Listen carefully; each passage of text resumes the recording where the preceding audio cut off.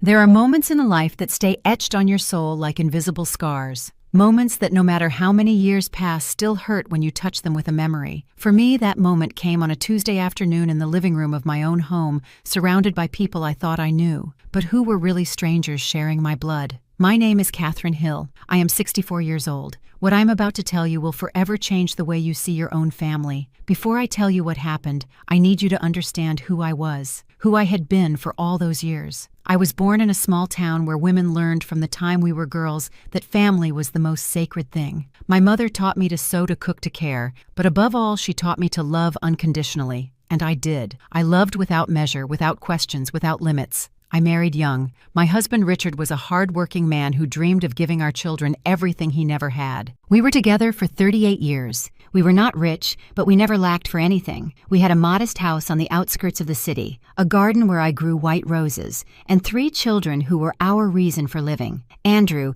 my oldest son, was born when I was 23. He was a serious child, quiet, but with an intelligence that everyone noticed. From a young age, he was ambitious. He wanted to be someone important. He studied law on a scholarship we got by sacrificing vacations and luxuries. Richard worked double shifts at the factory. I gave private sewing lessons to help with the expenses. It was all worth it when we watched him study until dawn with that determination in his eyes. Then came Lucy and Thomas. 3 children, 3 different worlds. But Andrew was always special to me, not because I loved him more, but because I felt he needed more of my protection. He was the one who asked for the fewest hugs, the one who guarded his emotions like dangerous secrets. When Andrew graduated, Richard cried with pride. I remember that day like it was yesterday. My husband standing at the ceremony in his old but spotless suit, clapping with those hands worn rough by work. I wore a blue dress that I had sewn especially for the occasion. We were happy with our simple happiness. The years passed.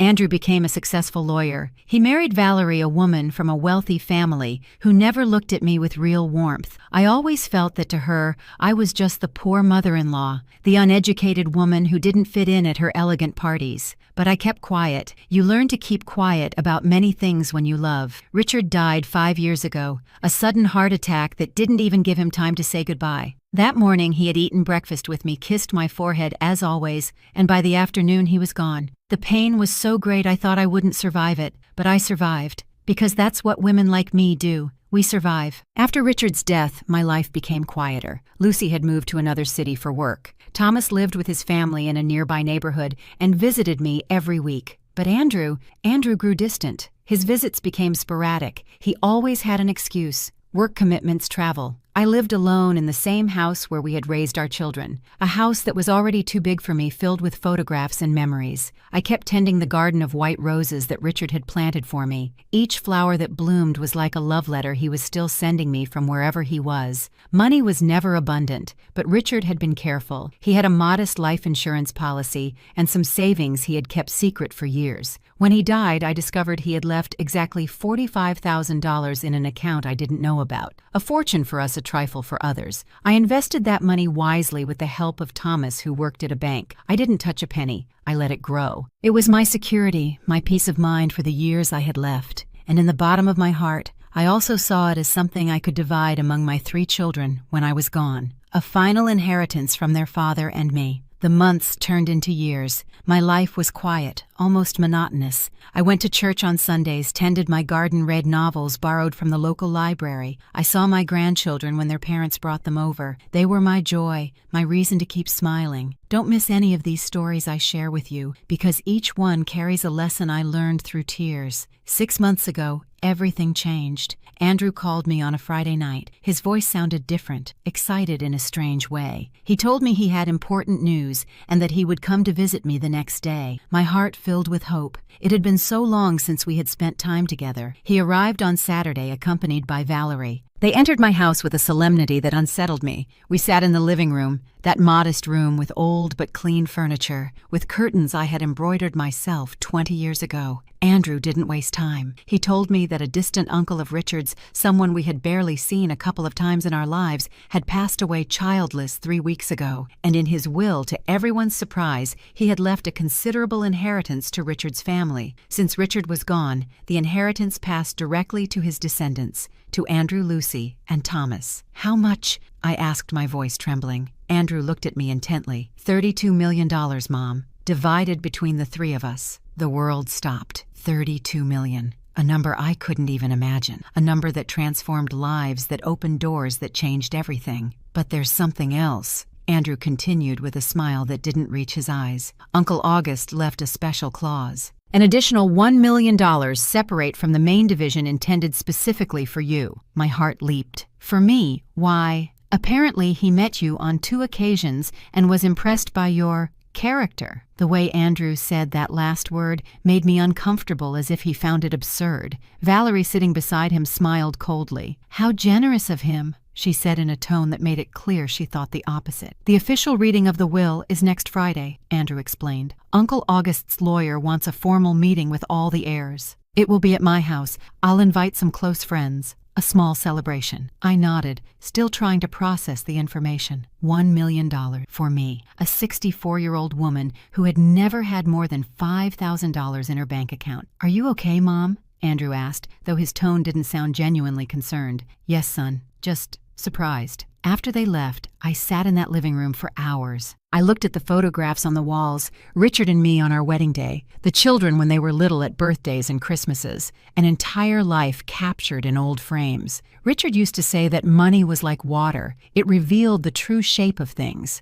When there's only a little, everyone adapts. When there's too much, some people drown. I didn't know then how prophetic that phrase had been. The Friday arrived faster than I expected. I got ready carefully. I wore a simple beige dress, the pearl earrings Richard had given me. I wanted to look dignified, not flashy. Thomas picked me up. We drove to Andrew's house together in silence. When we arrived, there were several cars parked outside, expensive cars glittering under the afternoon sun. The house was full of people. I recognized some of Andrew's colleagues, friends of Valerie's people I had only seen in pictures. Lucy had already arrived from her city and hugged me tightly. Are you nervous, Mom? A little, I admitted. The lawyer, an older man named Arthur Miller, asked for silence. We all gathered in the living room. On the coffee table was a leather folder with the law firm's seal. Good afternoon, he began in a professional voice. We are here for the official reading of the last will and testament of Mr. August Hill, deceased on the 18th of last month. As the designated executor, I will proceed to read the main provisions. He talked about legal aspects, about taxes, about procedures. Then he got to the heart of the matter. Mr. August Hill established that his entire estate, valued at $32 million, be divided equally among the 3 children of his nephew Richard Hill, Andrew, Richard, Lucy, Isabel, and Thomas Edward. Each will receive approximately $10.6 million after taxes. There was applause. Congratulations. Valerie popped champagne. Additionally, the lawyer continued, raising his voice, there is a special provision. Mr. August left an additional $1 million outside of this division, designated for Mrs. Catherine Morales Hill, widow of Richard Hill, in recognition of her selflessness and family dedication. He handed me a sealed envelope. This is a personal letter Mr. August wrote for you. Everyone was looking at me. Thomas was smiling proudly. Lucy had tears in her eyes. But when I looked for Andrew's gaze, what I saw chilled me. Rage barely contained behind a forced smile. I opened the envelope with trembling hands. The letter was brief. Dear Catherine, I met you twice in my life. The first caring for Richard when he was ill with a dedication that reminded me of my own mother. The second speaking of your children with pride but without vanity. I recognized in you something the modern world forgets. Silent dignity. This money is a recognition of that dignity. Use it wisely. With respect, August. It should have been a beautiful moment, an unexpected blessing. But the way Andrew was looking at me from across the room told me this wasn't a gift. It was the beginning of a war, because that night when everyone had left and I was returning home with Thomas, my phone rang. It was Andrew. Mom, we need to talk about that money. I'm coming to your house tomorrow. I have a proposal that will interest you. He hung up before I could answer, and at that moment, as I looked out the car window into the darkness, I knew something had irrevocably changed between my son and me. But I still didn't know how deep the abyss was that was about to open up beneath my feet. I couldn't sleep that night. I lay awake in my bed, staring at the ceiling, trying to understand what that amount of money meant. $32 million. I repeated the words softly, as if saying them could make them real, could make me comprehend them. Andrew had explained that the legal process would take a few weeks, that there were documents to sign, procedures to complete. But it was certain. The inheritance was real. The 3 siblings would each receive just over $10 million after taxes and legal fees. Valerie had smiled the whole time with that perfect smile that had always seemed cold to me. She talked about trips, about investments, about a new house in the exclusive part of the city. Andrew listened to her, nodding, his eyes shining with an emotion I hadn't seen in him since he was a boy getting his first Christmas toy. I just thought about Richard, about how he would have handled this news. He was always a cautious man, down to earth. He probably would have said something like, "Money doesn't change who you are, it just reveals who you always were." The following days were strange. Andrew called me often to tell me about the legal process. He spoke to me with a new, almost frantic energy. Lucy also called from her city, excited and at the same time incredulous. Thomas came to visit me, and we sat in the kitchen drinking coffee, just as we always did. "Mom, this is crazy," he said, holding the cup with both hands. "I never thought something like this could happen to us." "Me neither, son. Me neither. Do you know what I'm going to do?" He continued, his eyes bright. "I'm going to pay for the kids' college up front. I'm going to buy Laura that house she always dreamed of, and I'm going to open the business I always wanted, a small family restaurant like the one my grandfather had." I smiled. Thomas had always been the most dreamer of my children, the one who inherited Richard's kind heart. "And you, Mom, don't worry about anything ever again. I'm going to make sure you don't lack anything." I squeezed his hand. My good son, my son who still saw me as his mother, not as an obstacle. Andrew decided to organize a family gathering to celebrate. He called me on a Tuesday morning to let me know. "Mom, on Friday, the lawyer will give us the final documents. I want to have a meeting at my house. I'll invite Lucy Thomas, some close friends. It will be an intimate celebration. Will you come?" "Of course, son. Nothing would make me happier than to be with you at that moment." His voice sounded warm, affectionate. For an instant, I felt like I was getting my son back, that the money would bring us closer instead of tearing us apart. How wrong I was. Friday arrived. I prepared myself with care. I wore a simple but elegant beige dress, one I had bought years ago for a wedding. I combed my hair carefully. I put on the pearl earrings Richard had given me for our 20th anniversary. I wanted to look good. I wanted Andrew to be proud of his mother. Thomas picked me up at 5 in the afternoon. We drove together to Andrew's house, a large residence in an area I barely knew. When we arrived, there were several cars parked outside. Expensive, gleaming cars. "Looks like he invited more people than he said," Thomas commented while looking for a parking spot. We went inside. The house was impressive. Marble floors, high ceilings, crystal chandeliers. Valerie greeted us with her polite but distant smile. "Catherine, so glad you made it. Come in, come in." Andrew is in the living room with the lawyer and some guests. The living room was full. I recognized some Andrew's colleagues, Valerie's friends, people I had seen in pictures but never met in person. Lucy had already arrived and greeted me with a long hug. She looked tired from the trip, but happy. Andrew was standing next to an older man in a dark suit, the lawyer handling the case. On the coffee table was a leather folder with documents. "Mom," Andrew came over and kissed my cheek. "So glad you're here. In a few minutes we're going to make all this official." I sat on a sofa next to Lucy and Thomas. Valerie offered drinks. Some guests chatted quietly, expectantly. There was a strange energy in the air, like electricity before a storm. The lawyer cleared his throat to get everyone's attention. "Good afternoon, everyone. My name is Arthur Miller, and I have been in charge of managing the estate of Mr. August Hill. As you all know, this is an unusual situation, but a very fortunate one for the heirs." He spoke for several minutes about legal aspects, about taxes, about procedures. I barely listened. My mind wandered. I looked at Andrew, so serious, so adult. I remembered the boy he had been, the boy who cried in secret when he failed an exam, the boy who hugged me when he had nightmares. "Now then," the lawyer continued, "I will proceed to read the specific terms of the will and deliver the corresponding documents to each heir." He opened the folder. He took out several papers. He began to read in a monotone professional voice. Mr. August Hill, being of sound mind, established that his entire estate, valued at $32,200,000, be divided equally among the 3 children of his deceased nephew, Richard Hill. Lucy squeezed my hand. Thomas smiled nervously. Andrew was motionless, his eyes fixed on the lawyer. "The heirs are Andrew Richard Hill, Lucy Isabel Hill, and Thomas Edward Hill. Each will receive the amount of $10,733,333.33. There was applause, laughter, hugs. Valerie popped a bottle of champagne. The guests congratulated Andrew effusively. It was a moment of pure joy. But then the lawyer raised his hand, asking for silence. There is one last clause I must read,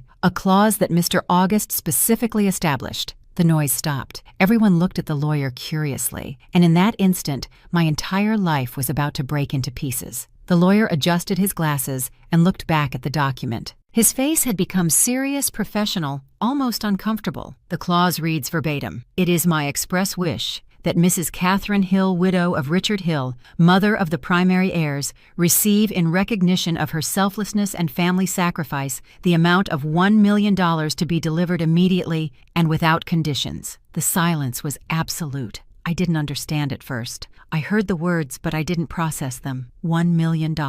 For me, why I wasn't a direct heir. I didn't even know that distant uncle well. Lucy was the first to react. "Mom, it's for you," she exclaimed with tears in her eyes, hugging me. Thomas also stood up excited with that wide smile that lit up his face. "You deserve it, Mom. God knows you deserve it." But my eyes instinctively searched for Andrew, and what I saw froze my blood. His face had transformed. The joy was gone. His jaw was clenched. His eyes, those eyes I had known since they first opened in this world, had looked at me with something I had never seen before, contained rage. Valerie beside him had turned pale. Her perfect smile had become a tight line. "There must be an error," Andrew said in a controlled voice addressing the lawyer. "My mother was not part of my Uncle August's immediate family. She has no legal right to that inheritance." The lawyer looked at him with professional calm. Mr. August was very clear in his instructions. He stated that he met Mrs. Hill on 2 occasions and was deeply impressed by her character and family dedication. The clause is legal and binding. There is no room for appeal. "But it's $1 million, Valerie chimed in, no longer hiding her annoyance. "That significantly reduces the share that goes to each heir." The lawyer shook his head. "No, ma'am. The $1 million for Mrs. Hill was calculated separately from the main inheritance total. The $32.2 million already account for that figure. The primary heirs are still receiving exactly what was announced." I should have felt relieved by that clarification, but I didn't, because the way Andrew looked at me told me that something fundamental had just broken between us. Where are you listening from? Have you ever felt like you suddenly don't recognize someone you love? Andrew approached me. His voice was soft, but there was something sharp underneath. "Mom, I need to talk to you. In private." He led me to a study at the end of the hallway. He closed the door. For a few seconds we just looked at each other. I was searching for my son in those eyes. He seemed to be looking for something very different. "I won't accept that money," I said before he could speak. "If it bothers you, if it makes you uncomfortable, I'll just refuse it. I don't need it."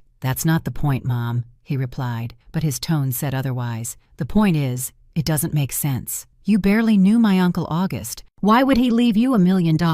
I don't know, son. I don't understand it either." "Are you sure?" His voice hardened. "Are you completely sure there wasn't something more? Some relationship I don't know about?" It took me several seconds to understand what he was implying. When I did, it felt like I had been slapped. "Are you asking me if I had an affair with your father's uncle? Is that what you think of me?" "I just want to understand, Mom. $1 million isn't something you leave someone out of simple courtesy." Tears began to burn my eyes, but I held them back. I wasn't going to cry. "Not yet. Your father and I were faithful to each other for 38 years. Every day, every moment. And for you, my own son, to even think something different. It hurts me more than anything that has ever happened to me." Andrew ran his hands through his hair, frustrated. "Sorry, Mom. I didn't mean. It's just, this is very strange. And that money changes things." "What things does it change, Andrew?" He didn't answer. We went back to the living room. The atmosphere had changed. The guests were talking in low voices. Lucy and Thomas looked at me worried. Valerie was talking to the lawyer in a corner. The rest of the evening was torture. I tried to act normal, but every look from Andrew was like a knife. Every forced smile from Valerie was a reminder that I was not welcome in this world of abundance that was now opening up for them. When Thomas finally drove me home, it was already dark. We drove in silence for a while until he spoke. "Don't pay any attention to him, Mom. He's confused. Money does strange things to people." "I know, son. I know. But in my heart, I knew something deeper was happening, something that the money had only dug up, not created. That night, alone in my house, I looked at the garden of white roses under the moonlight. Richard used to say that the most beautiful roses grow in the most difficult soil, that the pain makes them stronger. I didn't know then that the real pain was just beginning, because 3 days later, Andrew showed up at my door with a proposal that would change everything forever. It was Monday morning. I was in the garden pruning the roses when I heard the car stop in front of my house. I recognized the sound of the engine before I saw it. It was Andrew. He got out with a leather briefcase in his hand. He was wearing a dark suit, as if he had come from the office. But it was barely 9 in the morning. Something wasn't right. "Good morning, Mom." He greeted me with a smile that didn't reach his eyes. "Good morning, son. Do you want coffee?" "Yes, please." We went into the kitchen. I prepared coffee just as I always did in the old coffee maker Richard had bought me 20 years ago. The aroma filled the kitchen, bringing back memories of all the mornings we had shared at that same table. Andrew waited for me to sit down across from him. He took a long sip of coffee before speaking. "Mom, I came to talk to you about the money." "Son, I already told you I won't accept it if it bothers you. I can formally reject it." The lawyer said, "It's not about rejecting it," he interrupted me. "It's about being smart with it." He took several documents out of his briefcase and spread them on the table. "I've been thinking a lot about this. $1 million is a lot of money, Mom, but it can also disappear quickly if it's not managed well. You don't have experience with investments, with taxes, with financial planning. Thomas can help me. He works at a bank and Thomas works at a small branch doing personal loans." Andrew said, his tone bordering on contempt. "This is another level, Mom. It requires real experience, contacts, market knowledge." He pointed to the documents. "That's why I prepared this. It's a trust administration plan. Basically, you would give me legal power over the money and I would invest it in your name. I would guarantee you a monthly income of $3,000 so you can live comfortably. The rest would grow over time. It's the smartest thing to do." I looked at the papers without fully understanding. "You want me to give you the money?" "It's not giving it to me, Mom. It's professional administration. I'm a lawyer. I have contacts with the best financial advisors in the country. I can make that million turn into 2 into 3. But I need to have legal control to move it quickly when opportunities arise." Something in my stomach twisted uncomfortably. "Son, I appreciate your concern, but I think I'd prefer to keep things simple. I can leave the money in a safe savings account and a savings account." Andrew let out a dry laugh. "Mom, with current inflation, you'd lose purchasing power every year. That's throwing money in the trash." "Then I'll look for an independent financial advisor who, and how will you know they're trustworthy?" His voice rose. "There are thousands of scammers out there waiting for people like you, people with no experience to take everything from them. At least with me, you know I'm your son, that I would never hurt you." The way he said those last words made me hesitate, because if he really believed that, why did he need to convince me so forcefully? "I need to think about it, Andrew. It's an important decision." His face hardened. "There's not much to think about, Mom. It's common sense. Unless—" He paused, staring at me. "Unless you don't trust me." There it was, the perfect trap. If I said no, it meant I didn't trust my own son. If I said yes, I would be handing over total control of my future to someone who for the first time in my life made me feel afraid. "Of course I trust you, son. But this isn't about trust. It's about—" "About what then?" he interrupted. "You know what I think, Mom? I think Thomas has already filled your head with his ideas. He's always been jealous. He's always wanted to be the favorite son. Andrew, that's not fair. Thomas just wants to control you. He wants you to refuse my help so he can manage you. Don't you see?" I stayed silent. My son was saying things I didn't recognize,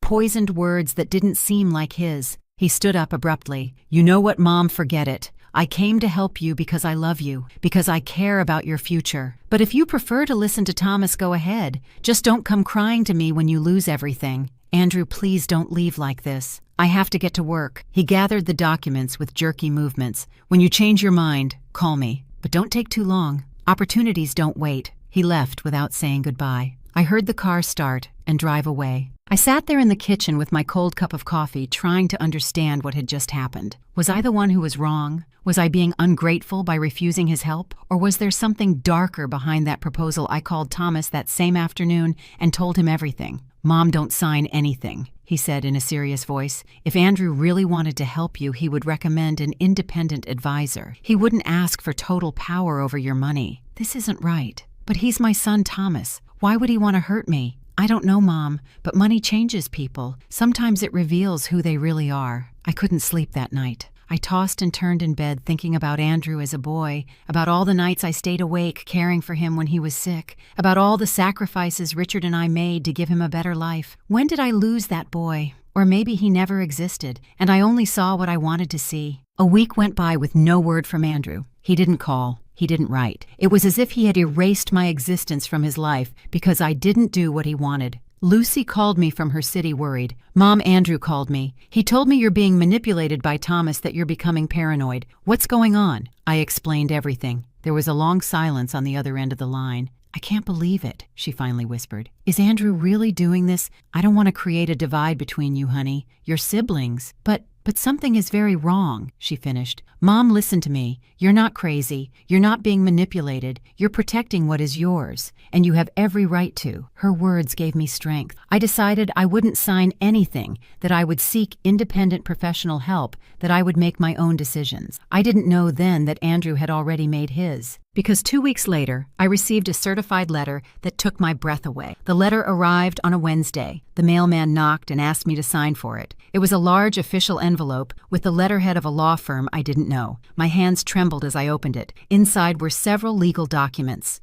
I read the first page once, then again and again. The words refused to make sense in my mind. It was a conservatorship lawsuit. Andrew, my son, was legally petitioning to have me declared incapable of handling my own affairs. He alleged that I was suffering from age-related cognitive decline, that I had shown signs of paranoia and irrational behavior, and that I needed a legal guardian to manage my assets. He was offering himself, of course, as that guardian. The letter included declarations. One from Valerie testifying that she had seen me confused and disoriented during the inheritance meeting. Another from a neighbor who had supposedly observed me talking to myself in the garden. There was even a note from a doctor I had never visited, suggesting that at my age it was common to develop memory and judgment problems. It was all a lie. It was all fabricated, but it was there on official paper with signatures and legal seals. I sat down on the living room sofa. The envelope fell from my hands. For the first time in 5 years since Richard's death, I cried uncontrollably. Not silent tears,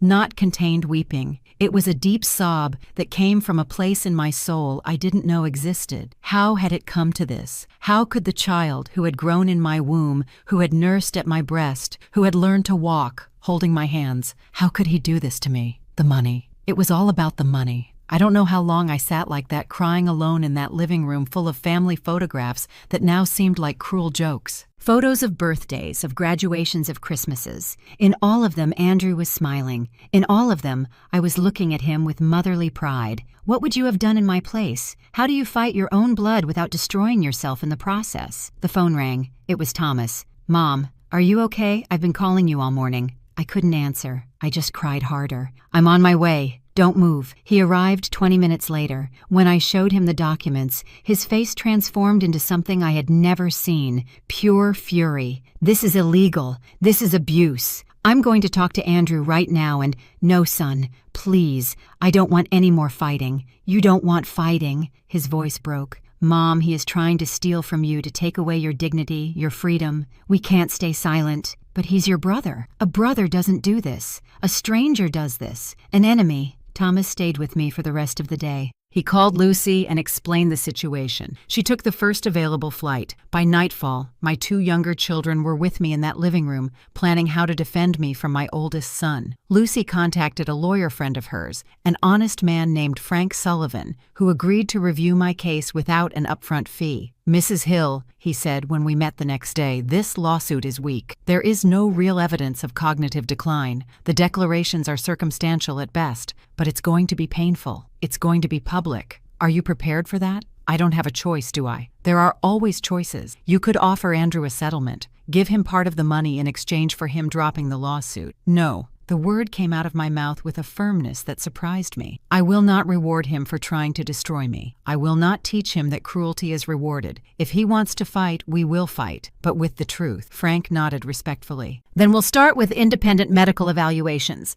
We need to prove your full mental capacity. We will also look for evidence that the declarations against you were fabricated or manipulated. The following days were a whirlwind of medical appointments. Neurologists, psychologists, geriatricians. They all tested me. Questions about dates, about memory, about reasoning skills. It was humiliating. At my age, having to prove that I wasn't crazy, that I could make my own decisions. But I passed all the tests with excellent results. The doctors even commented that my mental sharpness was above average for my age. Your son has no case, Frank told me after reviewing the results. Any judge will see that this is a strategy to control your inheritance, not a genuine concern for your well-being. I should have felt relieved, but I just felt empty. One afternoon while waiting in one of the doctor's offices, I saw Andrew. He was there too, probably meeting with one of the professionals he had hired to support his case. Our eyes met in the hallway. There was a moment suspended in time where everything could have changed, where he could have come to me, could have said, "I'm sorry, Mom.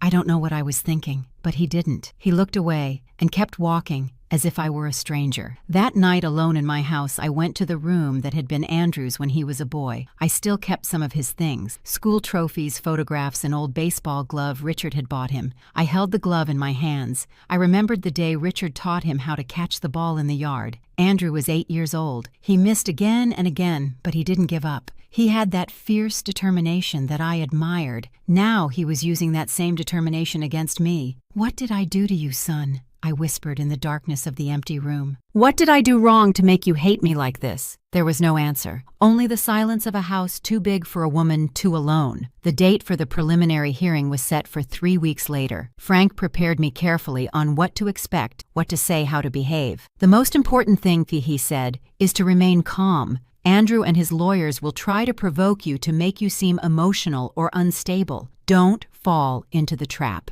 What if I can't hold back? What if I see my son sitting there lying about me and I just break down? Then we will make sure that breakdown is seen for what it is, the pain of a betrayed mother, not the instability of a sick mind. The days leading up to the hearing were the longest of my life. I didn't sleep. I barely ate. Lucy stayed with me, taking care of me, as if our roles had reversed, and now she was the mother. "Are you going to be okay, Mom?" she asked me every night. The truth always wins.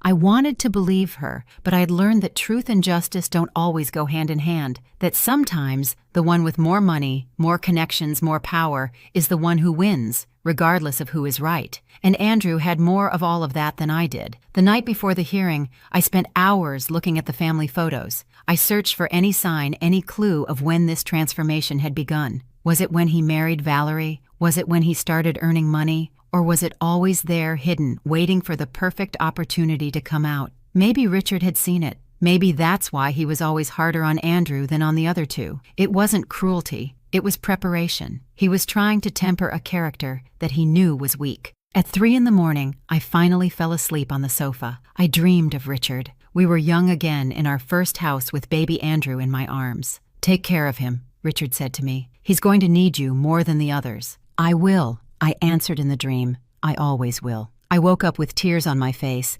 Outside, the sun was already rising. It was the day of the hearing. It was the day I would have to face my son in a court of law and prove to the world that I was not crazy, that the only crazy thing was what the money had done to him. The courtroom was cold, not just from the air conditioning that hummed constantly, but from that coldness found in places where people's fates are decided. Cream-colored walls, dark wooden benches, and a smell of old paper and disinfectant. I arrived early with Frank, Lucy, and Thomas. We sat in the benches on the left side. I wore a simple navy blue dress, my hair pulled back, no jewelry, except my wedding ring. Frank had advised me to look dignified but not flashy. "We want the judge to see a common, honest woman, not someone fighting over money," he had explained. Andrew arrived 15 minutes later. He was accompanied by 2 lawyers in expensive suits and by Valerie, who wore a tight black dress and towering heels. They sat on the right side. He never looked at me, but I couldn't stop looking at him. I searched for my son in that man,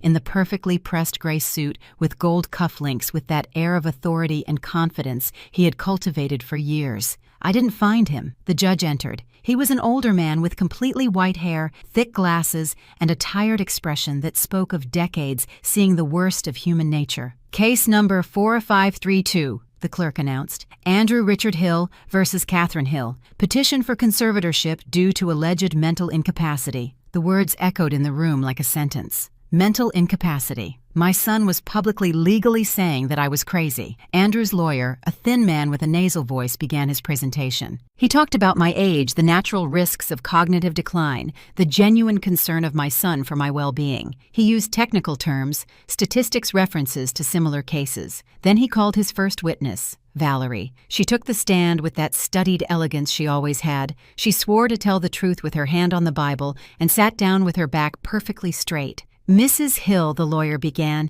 "can you describe your mother-in-law's behavior during the meeting on Friday the 19th? She was confused, Valerie answered in a soft, almost compassionate voice. She didn't clearly understand what was happening. We had to explain the inheritance to her several times, and when the lawyer read the clause about her share, she seemed disoriented, as if she couldn't process the information. A lie. I had understood everything perfectly, but she said it with such conviction that it almost sounded true. "Have you noticed other signs of deterioration?" the lawyer continued. "Yes. Sometimes she repeats the same stories as if she doesn't remember telling them before. She forgets names. My husband has mentioned that she sometimes calls him by his deceased father's name." Another lie. I had never confused Andrew with Richard. Frank stood up to cross-examine. "Mrs. Hill, isn't it true that you have a conflict of interest in this case? If your husband gains control over his mother's money, wouldn't you benefit directly?" Valerie smiled coldly. "My only interest is my mother-in-law's well-being. The money is irrelevant."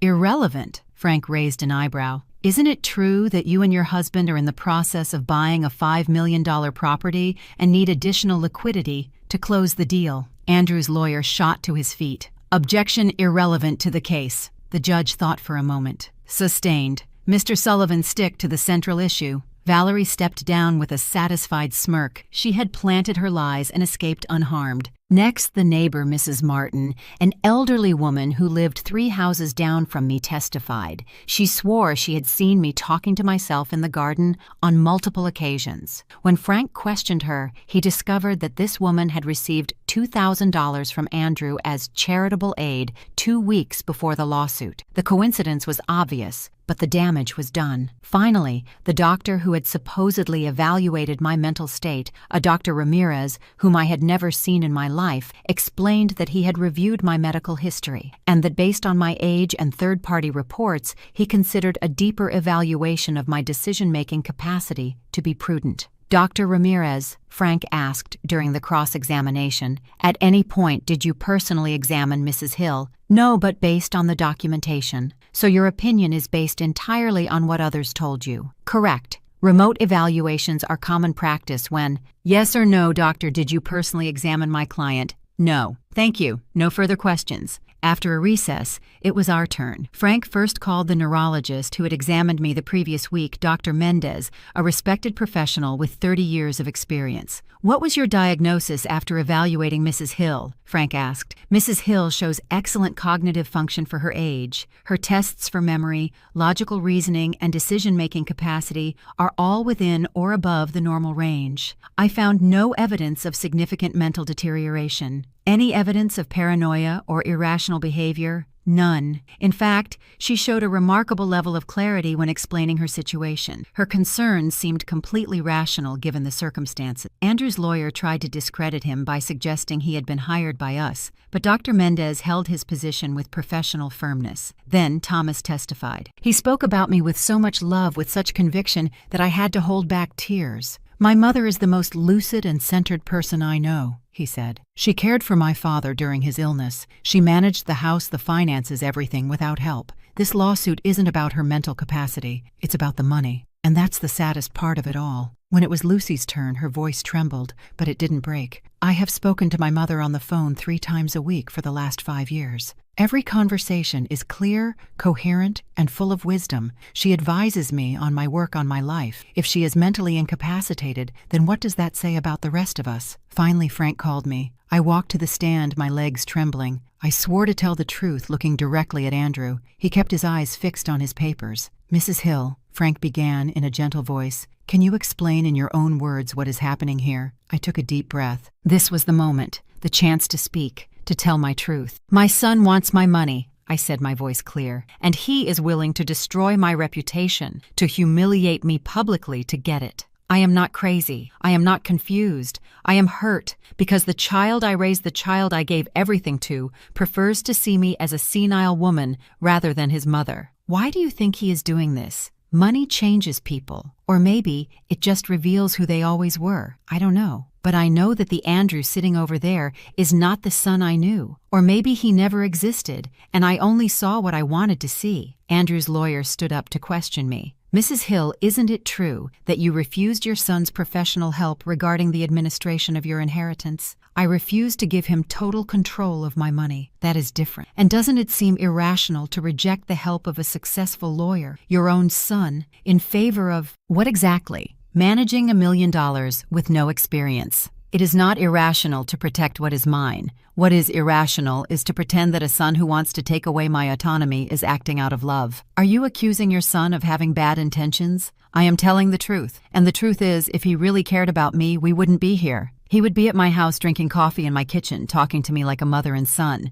not dragging me into court to declare me incompetent. The lawyer asked me more questions, trying to make me seem resentful, bitter, irrational. But I stayed calm. I answered clearly, and when he finally let me step down, I felt I had said everything I needed to say. The judge announced he would take a 2-week recess to review the evidence before issuing his ruling. We left the courthouse in silence. Outside, the sun was shining with an intensity that seemed cruel after the hours in that cold, dark room. Lucy hugged me tight. "You were incredible, Mom." "Was I?" I murmured. "Because I don't feel incredible. I feel destroyed." Thomas had tears in his eyes. "We're going to win this." The judge saw the truth. But as we walked to the car, I saw Andrew and Valerie leaving through another door. He was talking on the phone, laughing about something, as if this were just another day at work, as if he hadn't just tried to destroy his own mother. That night back in my house, I sat in the garden under the stars. The white roses shimmered in the moonlight. Richard used to say that the darkest nights produce the brightest stars. I needed to believe that. I needed to believe that from all this darkness some light could be born. But then my phone rang. It was an unknown number. I answered. "Mrs. Hill," said a woman's voice, trembling, scared. "My name is Patricia Ruiz. I was your son Andrew's secretary for 3 years. I need to talk to you about something I discovered. Something he doesn't want anyone to know." My heart began to beat faster. "What did you discover?" "Not over the phone." "Can we meet tomorrow? It's important." "It has to do with the inheritance and with your deceased husband." The line went dead. I sat there in the darkness, phone in hand, trying to understand what Richard could possibly have to do with this. My husband had been dead for 5 years. What secret could he still be holding that affected the present? And more importantly, was I ready to find out? Patricia Ruiz gave me the address of a small coffee shop downtown. She asked me to come alone, not to tell anyone about our meeting. Her voice on the phone had sounded frightened, almost desperate. I arrived at 10 in the morning as we had agreed. The coffee shop was almost empty.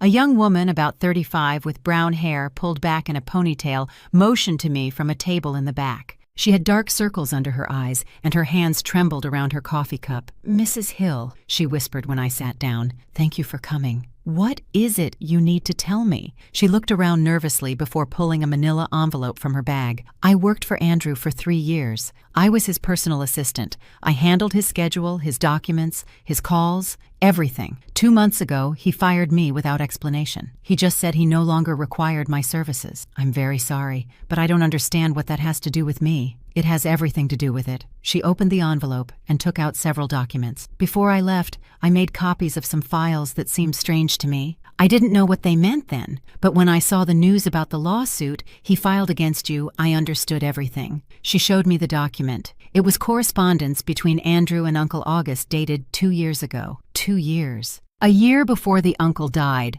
I read in disbelief. In the letter, Andrew was proposing a mutually beneficial arrangement to Uncle August. If the uncle named him the primary heir to his fortune, Andrew would ensure the money was managed properly and used wisely. But what froze my blood was the next line. "My father, your nephew Richard, unfortunately did not leave things in order before his death. My mother, while well-intentioned, lacks the capacity to handle complex financial matters. It would be prudent for any provision for her to be managed by someone more capable." Andrew had been planning this for 2 years, before the uncle died, before there was even an inheritance. "There's more," Patricia said, showing me another document. "This is a life insurance policy for your husband, the one he left in your name." I looked at the paper. It was indeed Richard's life insurance policy, the $45,000 that I had carefully invested. Now look at the issue date, and look who processed it. The policy had been issued 3 months before Richard's death, and the agent who had processed it was a business associate of Andrew's. "I don't understand what you're trying to tell me." Patricia looked me directly in the eyes. "Mrs. Hill, your husband didn't have that policy before. Andrew bought it in your father's name without his knowledge. He paid the premiums for those 3 months, and when your father passed away suddenly, The world started to spin. I clung to the table to keep from falling. "Are you saying that my son—" "I'm not saying anything specific," she interrupted quickly. "I have no proof of anything criminal. But it's strange, isn't it? Buying a large life insurance policy for his father, a man who never had that kind of insurance, just 3 months before he died of a sudden heart attack." "My husband had heart problems," I said in a weak voice, trying to find a rational explanation. "The doctor said the heart attack was natural." "I know, and it probably was. But your son bet on it. He knew his father had a weak heart. He knew he worked too hard. And he made sure that when the inevitable happened, there would be money. Money he expected to control. Why are you telling me this? Because he fired me when I started asking questions. And because I know what he's doing with this lawsuit. He made me write some of the false declarations he submitted in court. He forced me to lie. When I refused to keep doing it, he threatened me. He said if I spoke, he would make sure I never worked in this city again." She pulled more papers from the envelope. "Here are the original drafts of the declarations.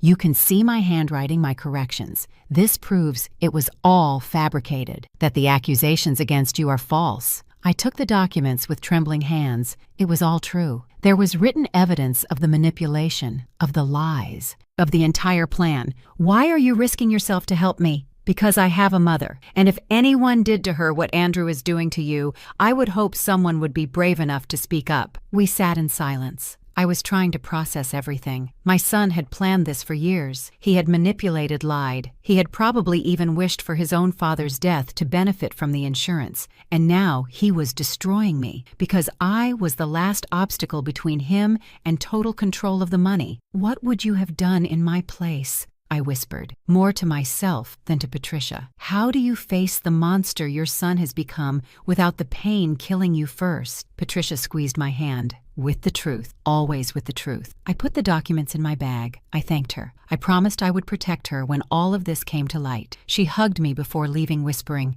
"Good luck," in my ear. I left the coffee shop in a state of shock. I walked aimlessly for several blocks, not really seeing anything around me. People passed by, cars honked. Life went on as if nothing had happened. But my world had been destroyed. Richard, my Richard. Had he died knowing his own son had bought an insurance policy betting on his death? Or did he never know? Did he die in peace? Or did he die with the suspicion that something wasn't right and me? Had I been that blind, that naive? How did I not see the signs? I called Frank from a park bench. I told him everything. There was a long silence on the other end. "This changes everything," he finally said. "With this evidence, we don't just win the conservatorship case. We could press charges for fraud, for forgery, for—" "I don't want revenge," I interrupted him. "I just want this to be over. I want to be left in peace. Catherine, with all due respect, this isn't just about you anymore. Your son committed several crimes. Patricia is a witness. The evidence is clear. This has to go to the authorities." I knew he was right. But the idea of seeing Andrew not just defeated in civil court,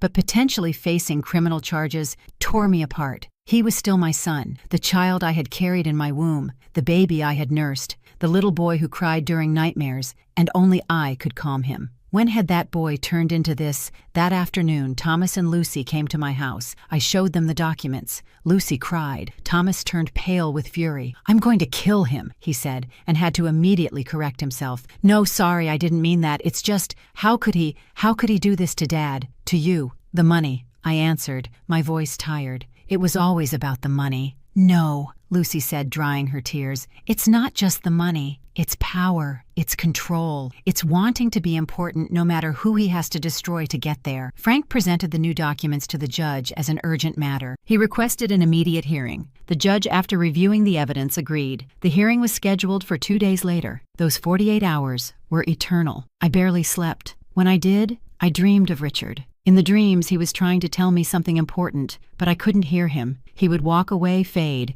and I would be left alone, screaming his name. On the day of the hearing, the courtroom was fuller than the first time. Some journalists had shown up after information about the new evidence was leaked. The case of a mother fighting her greedy son was the kind of story that attracted attention. Andrew entered with his team of lawyers. For the first time, I saw fear in his eyes. He knew something had changed. The judge called the court to order. "I have reviewed the new evidence presented by the defense. It is deeply disturbing. Mr. Hill," he looked directly at Andrew, "do you have anything to say before I make my decision?" Andrew stood up. For a moment I thought he would apologize, that he would admit everything, that he would be my son again. But when he spoke, his voice was cold, calculating. "Your Honor, Those documents were obtained illegally by a disgruntled ex-employee. They have no legal standing. And as for the accusations about my father's life insurance policy, I was simply being prudent. There is nothing criminal in securing the family's future. The judge looked at him for a long moment. Then he shook his head. Mr. Hill, in my 30 years on this bench, I have seen many things, but few as shameless as this. The petition for conservatorship is dismissed. Your mother is fully capable of managing her own affairs. Furthermore,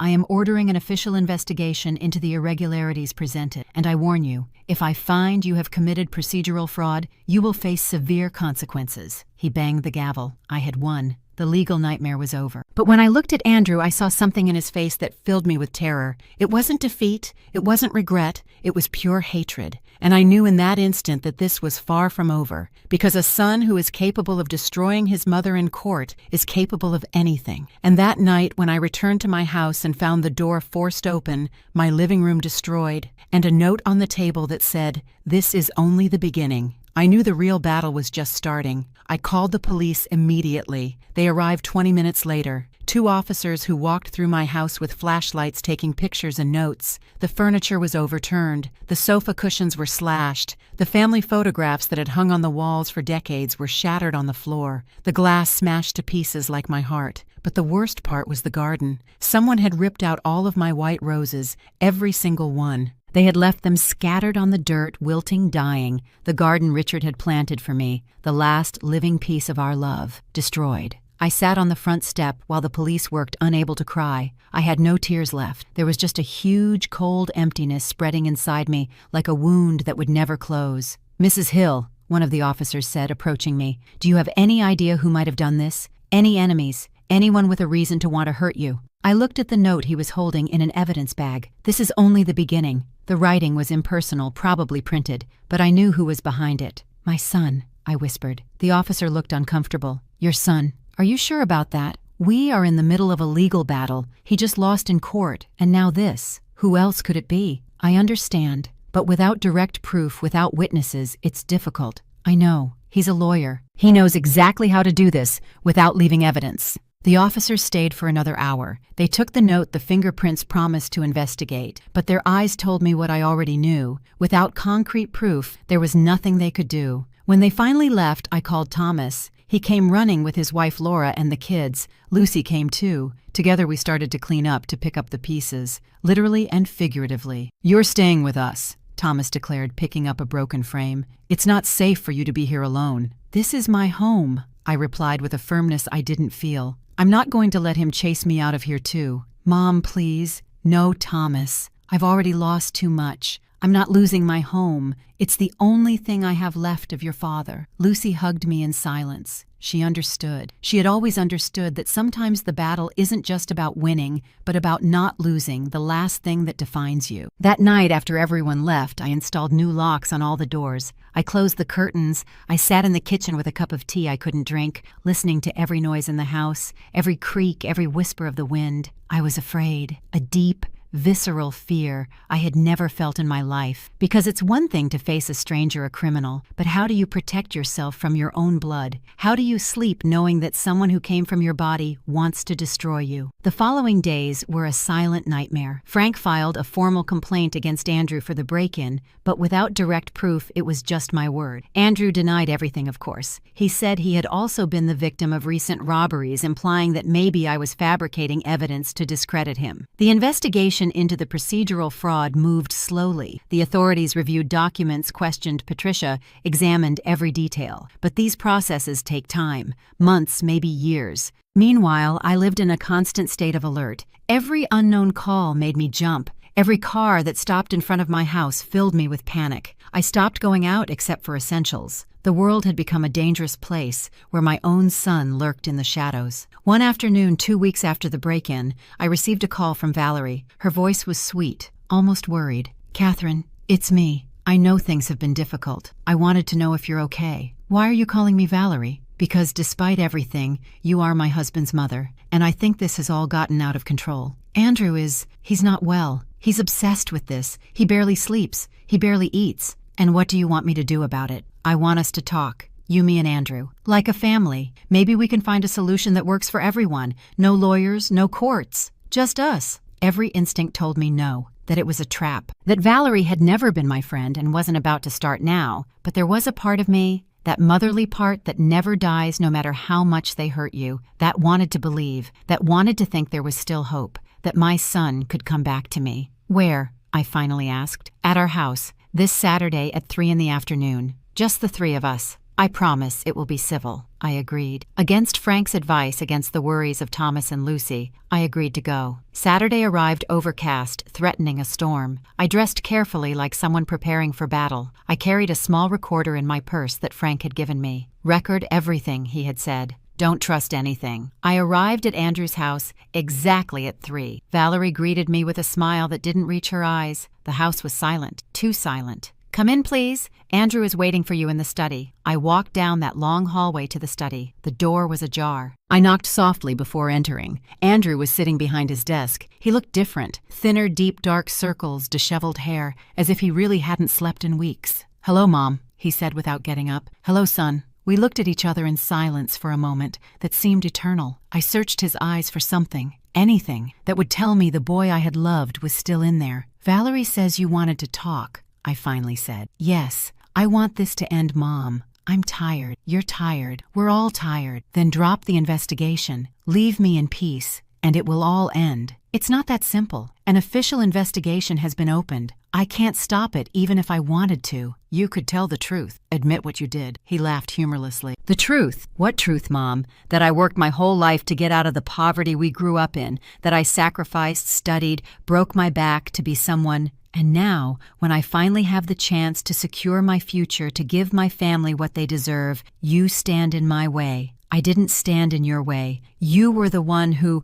you refused my help. His voice rose. When I came to offer to manage your money, when I wanted to protect you, you rejected me. You made me look like a monster in front of Thomas and Lucy. I didn't want your protection. I wanted my freedom, my dignity. Dignity. He stood up, his hands clenched on the desk. Do you know how many times as a child I went to school with holes in my shoes because there was no money for new ones? How many times I heard other kids make fun of me because my clothes were second-hand? And do you know why that happened, Mom? Your father worked as hard as he could. I did too. We did the best It wasn't enough. It was never enough. And I swore that when I had the chance I would never go through that again, that I would have everything I was denied. And now that I have it within reach, who shows up my own mother, with her $1 million that she doesn't even know what to do with, blocking my path? I finally saw it. I finally understood. All this time I had thought it was the money that had changed him. But no, the resentment had always been there. The bitterness of a childhood he perceived as poor, as insufficient. Richard and I had given everything we had, but for Andrew, it had never been enough. Son, I said, my voice soft, almost broken, if we failed you, if we didn't give you what you needed, I am sorry, but we did the best we could with what we had, and we loved you. We always loved you. Love doesn't pay for college. Love doesn't buy respect. Love doesn't give you power. No, but it gives you something money never can. Peace. And you, my son, have no peace. I can see it in your eyes. You are empty inside, and no amount of money will ever fill that emptiness. He fell silent. For a moment, just for a moment, I saw a crack in his armor. I saw the scared boy he once was, the boy who cried in the dark. But then Valerie entered the room. Are you two done talking? She asked, her tone sweet but firm, and the crack closed. Andrew put his cold mask back on. Yes, he said. We're done. I got up to leave. At the door I stopped and turned back. One last thing, Andrew. Your father loved you. Every day of his life he worked thinking of you, of your siblings. He sacrificed his health, his time, his life so you could have opportunities. And if he were here now, seeing what you've become,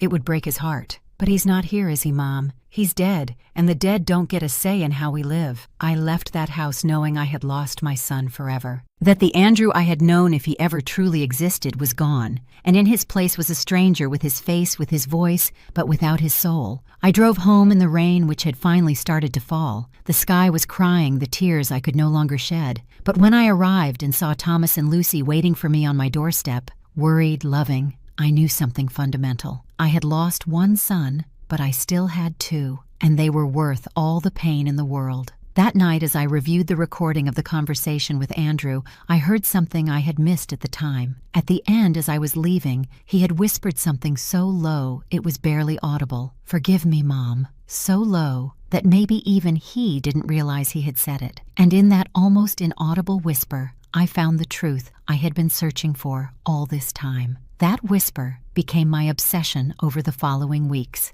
I listened to it over and over on the recording. "Forgive me, Mom." 3 words that meant that somewhere buried under layers of resentment and ambition, something of the boy I had loved still remained. But life doesn't stop while you search for answers. The official investigation into the procedural fraud was moving forward. Patricia had testified formally, presenting all the evidence she had shown me. Other employees of Andrew's began to talk too, now that someone had broken the silence. Frank called me on a Tuesday morning with news. "Catherine, the prosecutor's office is going to file formal charges against Andrew. Procedural fraud, forgery of documents. He could face up to 5 years in prison if found guilty." My heart tightened. 5 years. My son in prison for 5 years. Is there any way to avoid that? I asked in a weak voice. He could take a plea deal, confess, return the money he spent on the false lawsuit, accept community service suspension of his law license for a time. But he would have to publicly admit what he did, and he would have to apologize. Do you think he'll do it? Honestly, I don't know. The Andrew I met in that court is too proud to admit defeat. But I knew another Andrew, the one who had whispered "forgive me" when he thought no one was listening, and I decided to do something that was perhaps crazy. I wrote him a letter, by hand on the stationery I saved for special occasions. It took me all afternoon to find the right words. "Andrew, my son, I know we were never what you expected. I know our poverty embarrassed you, that our limits frustrated you, and I am deeply sorry if we ever made you feel like you weren't enough, just as you were. But you need to understand something fundamental. The money you crave so much will not fill the emptiness you feel. There is still time, son. You can still choose who you want to be. Your father is watching you from wherever he is, and I, despite everything, am still your mother. And mothers never stop loving, even when the love hurts so much you think it's going to kill you. My door will always be open for you, but you have to walk through it as the man you really are, not as the mask you've learned to wear. With eternal love, Mom." I sent it via certified mail to his office. I didn't expect a response. I just needed him to know that there was still a way back if he wanted to take it. 3 weeks passed with no news. Then one morning, Frank called me urgently. "Catherine, you need to come to my office, now. Something has happened." I arrived in 30 minutes. Frank was at his desk, with several documents in front of him and a grave expression. "Sit down," he said. "This is revealing." I sat, my heart pounding. The investigation uncovered something that changes everything, something Andrew deliberately hid when he acted as executor of Uncle August's will. What? The will that was read at that meeting was legitimate. The amounts, the distributions, all correct, but there were additional documents, addendums to the will, documents that Andrew, as executor, had a legal obligation to present and never did. He passed me a thick folder. "These are the documents Patricia found in Andrew's files. They are Uncle August's complete instructions on how the inheritance was to be managed."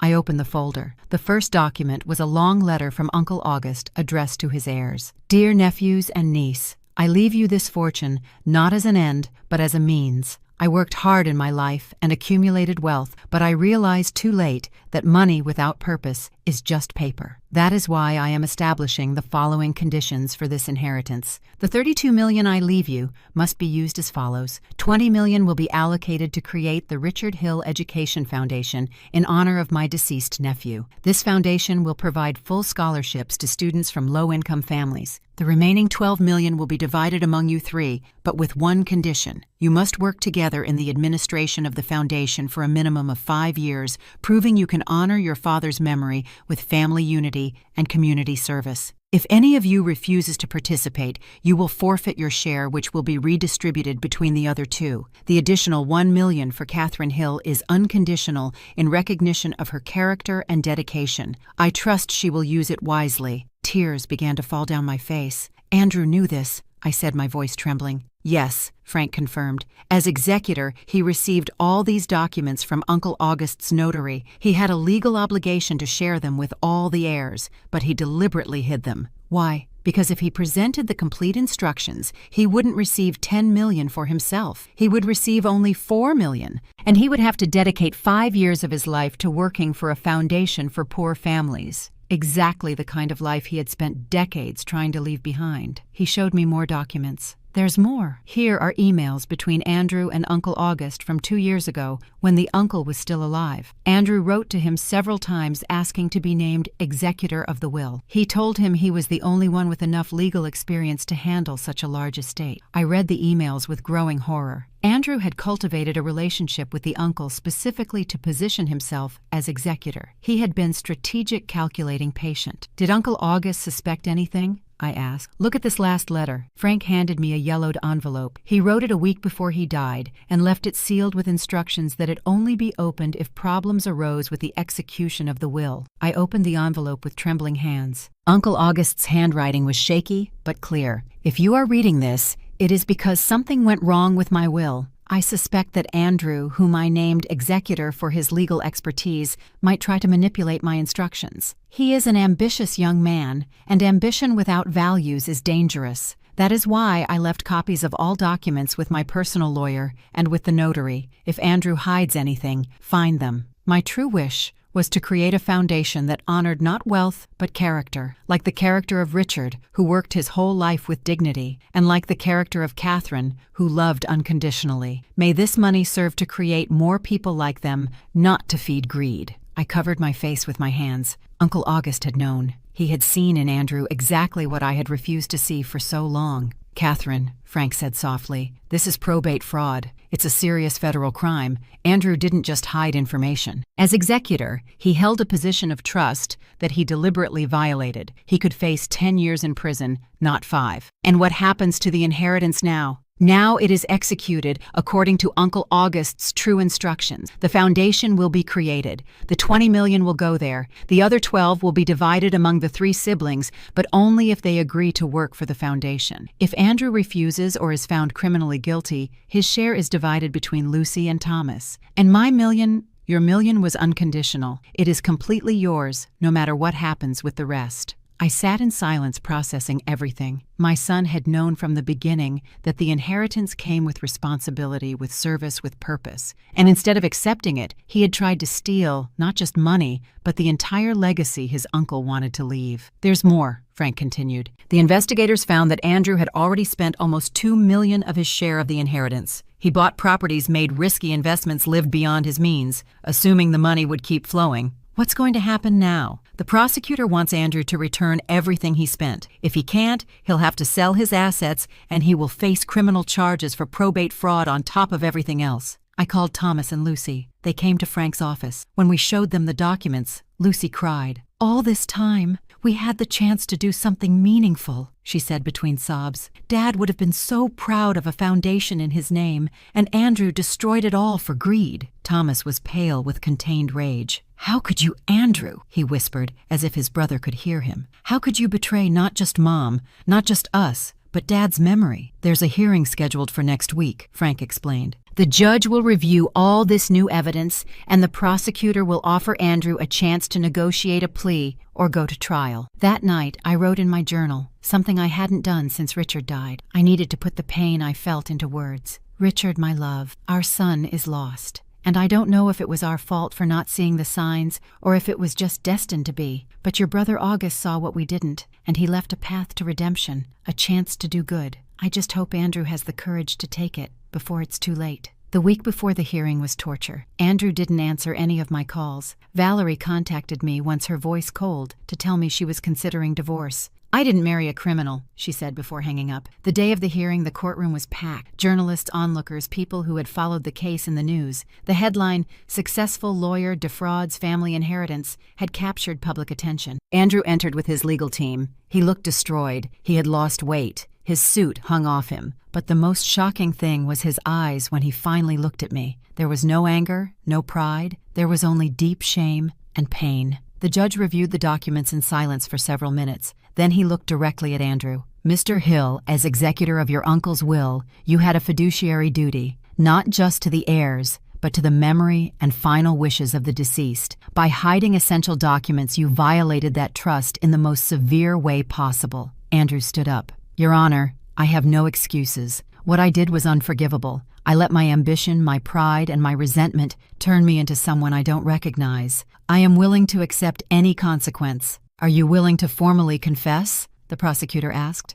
Yes, to everything, and to do whatever is necessary to repair the damage. The judge nodded. Then I accept the proposed agreement. 3 years in prison followed by 5 years of probation, full restitution of the misappropriated funds, permanent suspension of your license to practice law, and mandatory participation in the Richard Hill Education Foundation once you complete your sentence if the other administrators will have you. He banged the gavel. Andrew turned to me. He walked slowly to where I was sitting. The officers watched him, ready to intervene if necessary. He knelt in front of me, and with tears streaming down his face, he whispered loud enough for me to hear, "Forgive me, Mom." Uncle August saw what I couldn't see, that the real gift wasn't the money. It was the chance to honor Dad. And I destroyed it all. I destroyed it because I was afraid of not being enough, of being the poor kid with broken shoes again. But in trying to escape that, I became something much worse. I put my hand on his head, just like when he was little and had nightmares. It's not about forgiving you anymore, son. It's about you learning to forgive yourself, and about honoring your father's memory in the way he would have wanted, not with stolen money, but with service, with humility, with love. The officers took him away. Lucy and Thomas came to hug me. The 3 of us cried together, not just for the brother we had temporarily lost, but for the father who would never see what his legacy had caused. But we also cried with hope, because Uncle August in his wisdom had left more than money. He had left a path to redemption, a chance to transform greed into generosity, resentment into service. And as we walked out of that court into the daylight, I knew that even though the road would be long and painful, there was still hope for my son. Because true love is never giving up. It's believing in the possibility of transformation, even when all seems lost. And I, Catherine Hill, mother of 3, widow of a good man, would never stop believing in that possibility. Never. 1.5 years have passed since that day in the prosecutor's office. 1.5 years of silence, reflection, and rebuilding. It wasn't easy. Healing never is. But sometimes the deepest wounds teach us the most important lessons. Andrew served 8 months of his sentence before being transferred to a work release program for good behavior. I visited him twice during that time. We didn't talk much. We would sit across from each other in that cold visitation room, holding hands across the table, and that was enough. Sometimes silence says more than 1,000 words. The Richard Hill Education Foundation was officially established 6 months after the case was resolved. Thomas, Lucy, and I worked together to create it. We decided it would grant full scholarships to students from low-income families who demonstrated not only academic excellence, but also moral character and commitment to their communities. Lucy left her job in the city and moved back to run the foundation full-time. She had a gift for this, for seeing potential where others saw limitations. Thomas managed the finances with the prudence he had inherited from Richard. And I, at 64 years old, became the public face of the foundation. I gave talks at schools, spoke with parents, shared my story. At first, it terrified me. I wasn't a formally educated woman. I didn't have university degrees or impressive credentials. I just had my life, my experience, my pain turned into wisdom. But I discovered that's exactly what people needed to hear. Not academic theories about family values,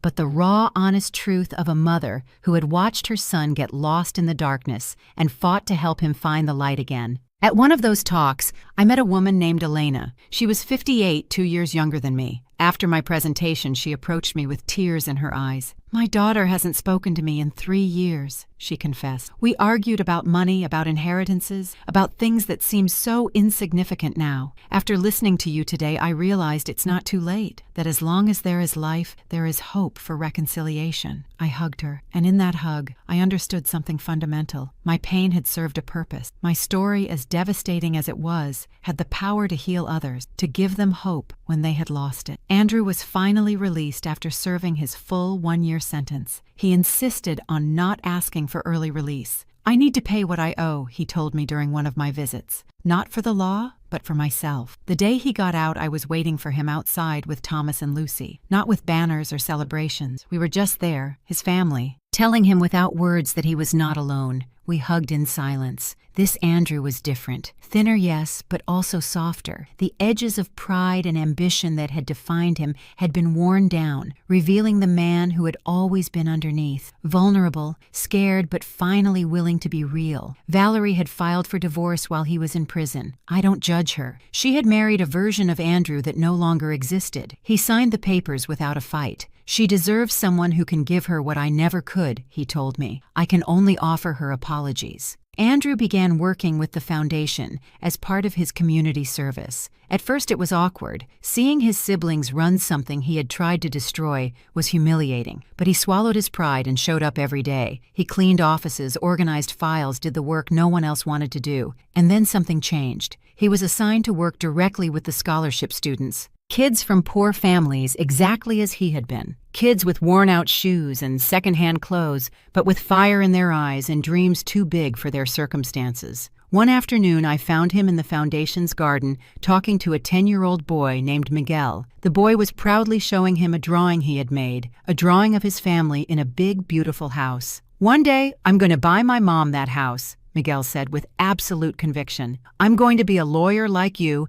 and make a lot of money, and she'll never have to worry about anything again." I saw Andrew's face transform. I saw him see himself in that boy, and I saw the exact moment he understood something fundamental. Later, after Miguel left, Andrew approached me. "That boy is me 30 years ago," he said softly, full of ambition, of resentment disguised as determination. "And if someone doesn't help him understand that success without values is just a pretty form of failure, he's going to end up exactly where I did." "Then help him," I replied. "Teach him what you learned. Not with words, son. With actions. With example." And that's exactly what he did. Andrew became a mentor. Not the kind who gives lectures on moral principles, but the kind who sits down with a kid to do homework, who teaches him it's okay to ask for help, who shows him that true strength is vulnerability, not a mask. The kids adored him because they saw in him not perfection, but redemption, and that is so much more powerful. 3 months ago, on the anniversary of the foundation, Andrew gave his first public speech since his release. He spoke honestly about his mistakes, about the greed that had consumed him, about the pain he had caused, and he finished by saying something that made me cry with pride. "My father was a simple man who worked in a factory. My mother was an uneducated woman who sewed for others, and for my entire youth, I saw them as insufficient. Now, after losing everything, I understand that they had the only wealth that matters. Integrity, and I will spend the rest of my life trying to honor the legacy I despise." The audience stood up. It wasn't an ovation for his eloquence, but for his honesty, for his courage to stand in front of everyone and admit his failure. Afterward, in private, he hugged me and whispered, "Thank you for not giving up on me, Mom. When I gave up on you, when I betrayed you in the worst possible way, you didn't betray me. You gave me consequences, but you never stopped loving me. And that love is what finally saved me." "A mother's love is unconditional," I told him. "It can hurt us, it can break us, but it never dies. Because you aren't just my children. You are pieces of my soul walking through the world. And if a piece of your soul gets lost,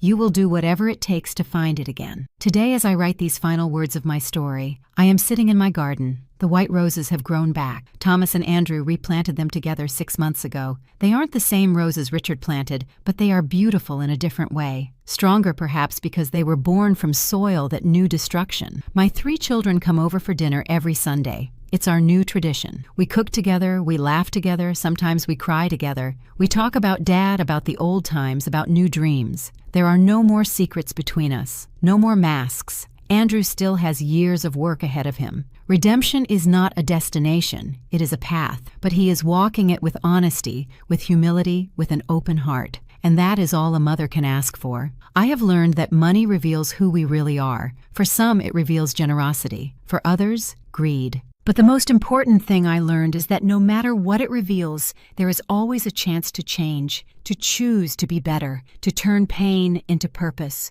If my story helps even one mother to open her eyes, one family to heal its wounds, one lost son to find his way back, then every tear, every sleepless night, every uprooted rose will have been worth it. Because in the end, the only thing that truly matters is love. The love you give, the love you receive, the love that holds you up when everything else falls apart. And that love, unlike money, is the only inheritance truly worth leaving. Share this story with someone who needs hope, with someone going through their own darkness. Tell them they are not alone, that the dawn always comes even after the longest night, and that true love, a mother's love, a family's love, is stronger than any betrayal, more valuable than any fortune, more enduring than any pain. Thank you for listening, for walking with me through this story. I never wanted to live, but needed to tell. May God bless you, and may you never forget that as long as there is life, there is always hope for redemption.